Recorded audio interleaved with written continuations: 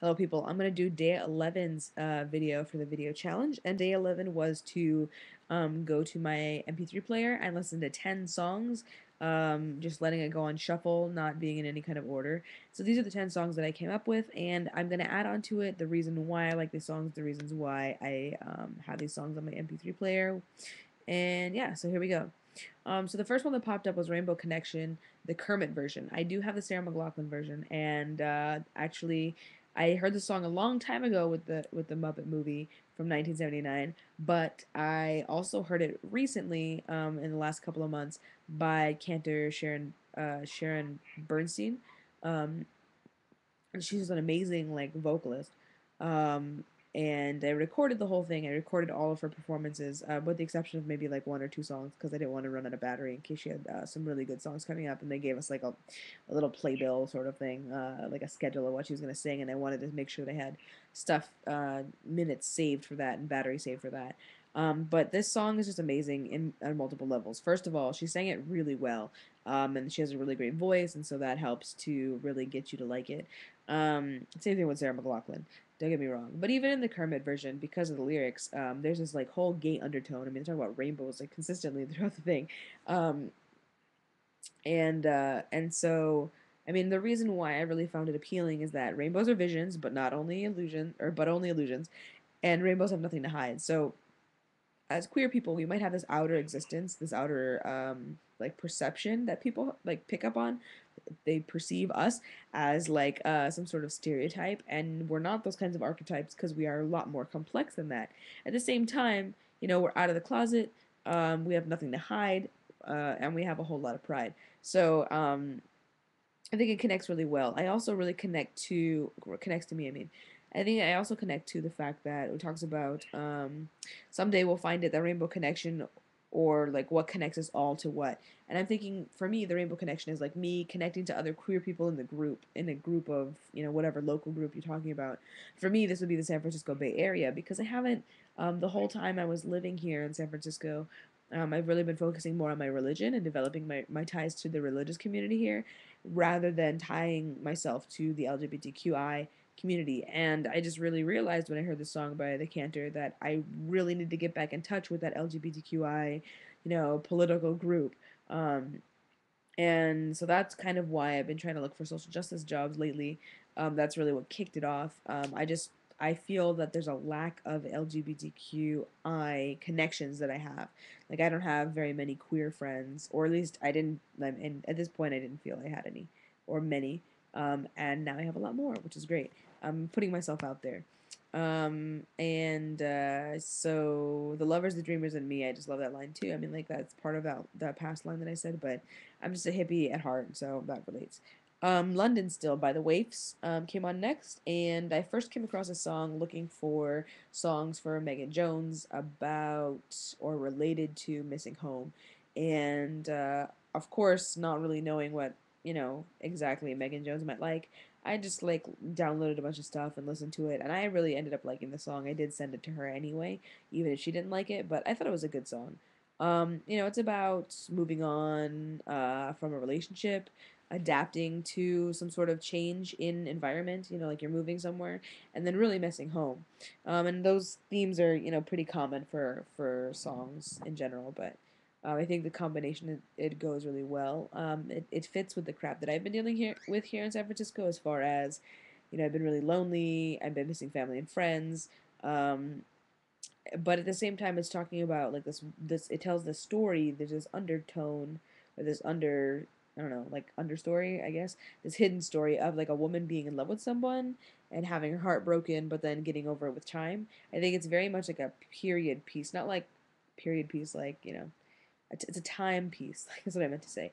Is that it reflects like a past, a nostalgic past, but like in a good manner. And the one line is like, I hope that you want to come to my place on Sunday still. Talking about like I hope that we're still gonna be friends, and that when I go back home to where you are around, I hope that you'll come over to my house and be friends with me, even though we had this relationship. So I thought that was really awesome. Number three was "Till the World Ends" by Britney Spears. So not only is this an amazing Rapture theme song, but the video captured that really well too, with all these people being in this underground chamber trying to survive some sort of end of the world experience. Um, I mean, I've been into a lot of like clubby, like pop music lately. And I don't think I could go wrong with Britney. I mean, at least I haven't gone wrong with Britney for the last 5 years. You know, people might hate on me for liking Britney. I'm definitely not, you know, that Chris kid. What's his name? I can't remember his name. That really just loves Britney Spears. But I must say, like, I do favor her over a lot of other female vocal artists. I don't know what it is. Like, it's not even really that, you know, like I find her attractive, or that like her songs are that great or anything. I don't know, but I don't know. I enjoy it. Maybe it's because of the fact that I didn't really like her when I was younger, that I like her a whole lot now, whole lot more now. Um, let's see. What else do I have to say about that? The lyrics are decent. With the movie, the music video, it doesn't really match up. But you know, they apply to my life right now. It's kind of talking about like wanting to be with somebody, not really sure how to go about it. There's some nasty undertones in there. But yeah, so that's pretty much it. And then she's catchy, but she also has this weird like not classic, classy. No, not classy. No, yeah, classic. Classic's what I wanted. She has this weird like classic feel for me, mostly because I guess I grew up with her. Like she was really young when she started, and I was really young when when it was she was popular. So I think that maybe that helps to have her be like a part of the past, like in my life. But even though I didn't like her back then, I think I still find her like suitable now. Imagine by John Lennon was number 4. I think he's a great creative artist that could keep people thinking for years, like decades, after his death with all these songs, but especially this one. I mean, if you listen to it, it speaks to the fact that, you know, he wants people to be more open minded, less religious, less focused on war, more unification, unity. And so overall, since I'm a crunchy person, and if you don't know what crunchy means, if you don't know the terminology, I'm a neo hippie. I believe in all that kind of stuff. I believe in like, you know, free love and whatever. Not really too much into the drugs, but you know, the other stuff. You know, at heart, that's who I am. So, you know, it really speaks to me, even if it's an old school song. It's still a part of, you know, what I believe in to the most part, for the most part. And we should just really all take time to really like live our experience, live in the moment now, as opposed to, you know, thinking about the future and thinking about like all these things that could happen. In a certain sense, that song gives me that vibration, gives me that vibe. I'm tired. It's like 1 in the morning, and I'm supposed to have this done like yesterday. So I'm just gonna stop it there. Wake Me Up When September Ends. This is a very emotional song for me. It connects very much to Michelle, and I don't know if you guys remember Michelle. I have some of you people I've been talking to about Michelle. And I've been thinking about her a lot lately because I wrote her an email and I just wanted to see if I could get back into her life somehow. But anyway, that's why she's been coming up a lot. Wake Me Up When September Ends by Green Day is a song that I listened to on my way home from Michelle's house. And let me set it up for you. It was September, actually, ironically, of the year that Michelle had gotten off drugs, or she quit drugs. It was an emotional day with for her because she was just like realized like all of the things that, you know, that had happened to her and whatever. And so she was like crying and stuff, and we like talked about it, whatever. It got really late into the night. I left her house. I swear that she tried to kiss me, or that she came close to kissing me. Um, I didn't let her though, and it was this pivotal moment for me because I didn't let her kiss me, even though I've been wanting her to do that for such a long time. That I felt that, you know, it was a change for us, and it meant that we were going to be different people from then on. I walked home. I listened to this song. I blasted it at like the loudest I've ever blasted a song ever on my iPhone. I mean iPhone, on my headphones.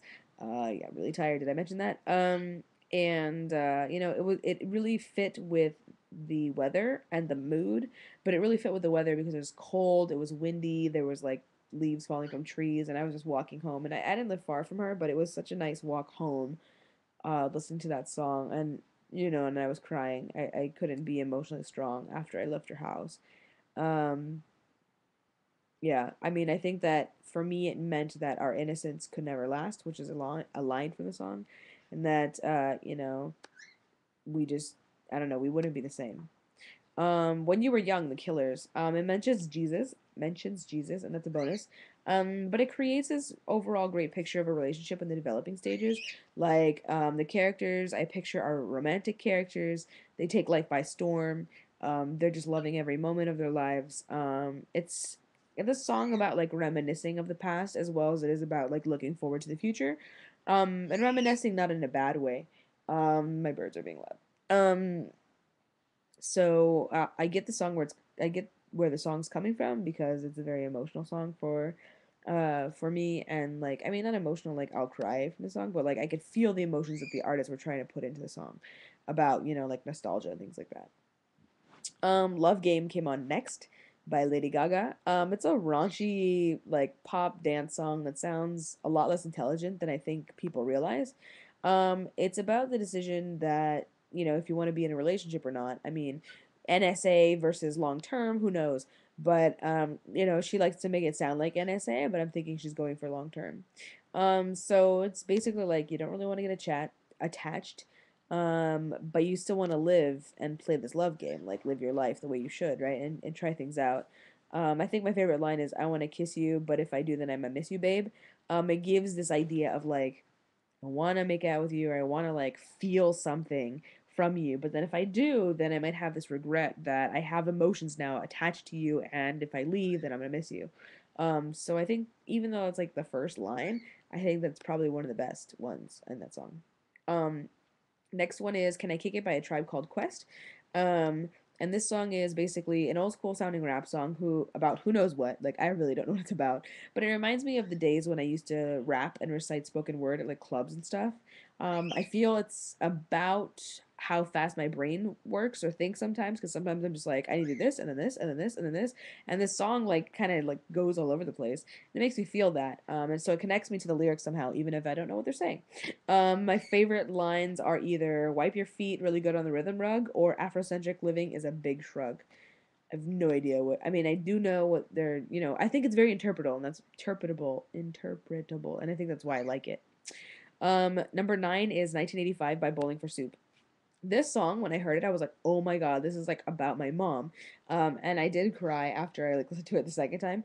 Um, but the song is definitely about my mom. I mean, for my mom, about my mom. She got pregnant with me when she was 18. Well, she was 19. Well, she had me when she was 19, so I think she was pregnant when she was 18.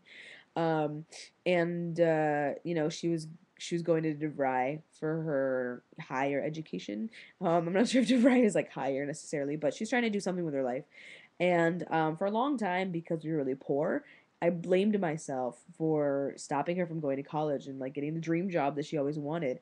I just felt really bad, and I was like, I know that I had no control over the fact that like sperm meets egg, but I still felt like a lot of it was my fault. And I'm not sure if she really knew my feelings um, about this when I was younger. I'm not sure if I like vocalized it at all, but I think the song kind of relays that feeling of not having the life she wanted, um, because she got pregnant and married, which is like what the character is also about, Debbie. I think now I've completely gotten over that feeling. Um, like there's a teeny bit of like like blame in there still, like I still feel bad, um but I sometimes really, instead of being regretful about my life, I just kind of wish that I could help my mom get a great job, or be successful in the job that she has now, just because like my family's still really poor and I really want to help them out, but I'm poor myself and I don't even know what to do with that. So yeah, so my favorite line is her two kids in high school tell her that she's uncool because she's still preoccupied with 1985. 1985 was the year that she got pregnant with me before I was born. And the last one, I gotta hurry it up. Is "A Church of Hot Addiction" by Starship Cobra.